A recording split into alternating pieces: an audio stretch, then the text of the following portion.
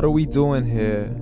And where are we gonna go? It's like we just woke up one morning and then it's welcome to the show. Don't ask any questions, just go with the flow. Make as much money as you can and try your best not to get broke. Copy everything you see on the TV, from the hairstyles to the clothes, and don't think too often, just do exactly as you're told. And if you ever get confused, then just turn towards the alcohol. You'll still hear your thoughts, then just turn up the radio as you learn to live a lifestyle of drugs, sex, and rock and roll. But in all honesty, I just need to know, is there more to the cycle than growing and getting old? Living and dying just to leave behind a happy home and a whole lot of property that somebody else is going to own.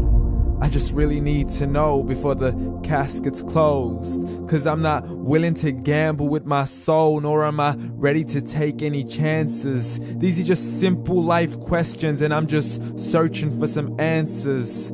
Like, what are we doing here? And what is our purpose? How did we get here, and who made us so perfect? And what happens once we go, or is this world all really worth it?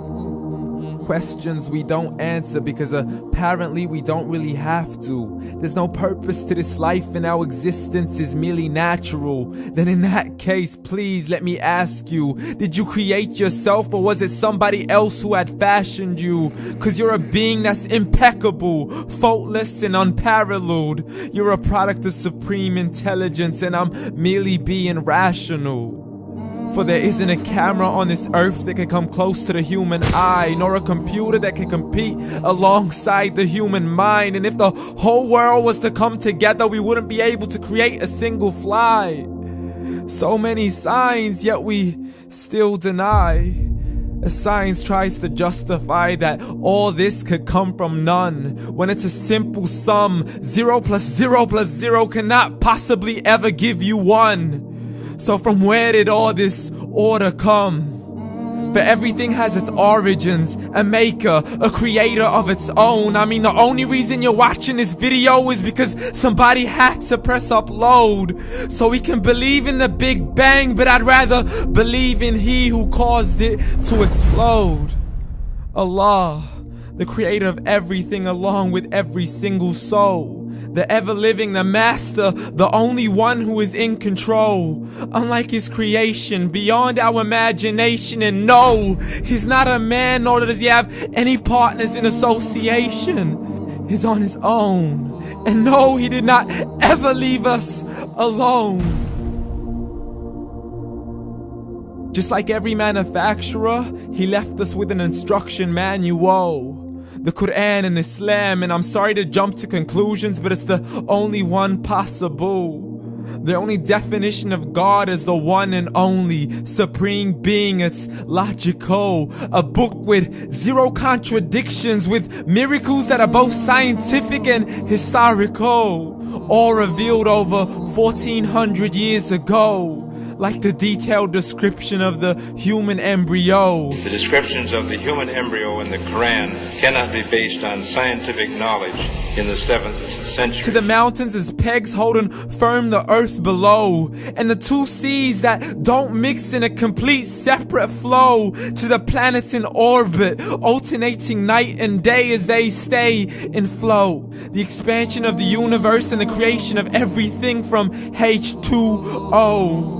To the stories of the past and the preservation of Pharaoh. To identifying the lowest point in the land where Persia defeated Rome. The gushing fluid that created man in the glands between the ribs and the backbone. And not a word has changed, it's still the same. So please explain how all this was known over 1400 years ago. To a man who couldn't read or write, as he would recite whatever the angels spoke. And if you still don't believe, please try to come up with something that's even close. But you can't, so we took God as a mockery and his messengers as a joke. Muhammad could not read or write. How's somebody who can't read or write gonna start a religion? Dismissed his scriptures as legends and tales of the ancient folk, as we live life according to our whims, desires, and hopes. saying this life is the only home we will ever know. We will live then die, then simply turn to bones. YOLO! Correction, after the grass dies, the rain arrives and it regrows, and Allah promises to do the same thing to your very soul and bring you back from your very fingertips to your toes, as the all-seeing supreme being watches us so close, and we are surely being tested in our wealth, our health, and our self, and everything that we've been blessed with. So believe, for we will surely be resurrected and be brought back to our Lord and account for every single deed, as He hands us our books and orders us to read.